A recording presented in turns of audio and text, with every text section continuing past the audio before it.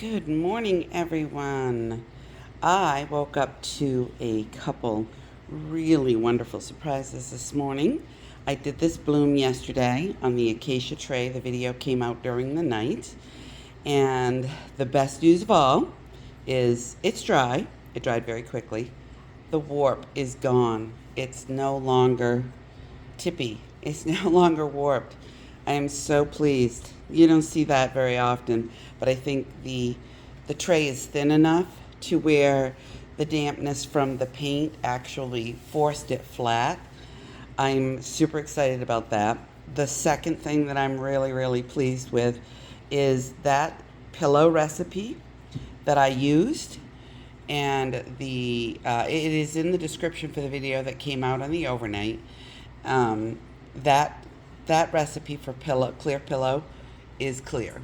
It is stunning. You can see right through it like it's not even there.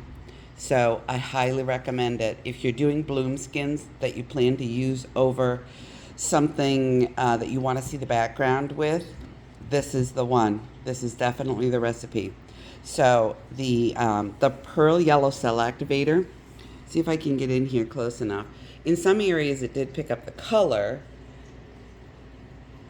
of the, I think it was magenta that I put on top, but in a lot of areas it just cleared right out and you can see the yellow sparkle.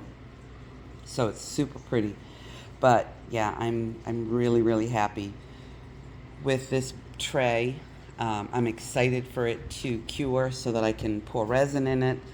I love the transparency that I got.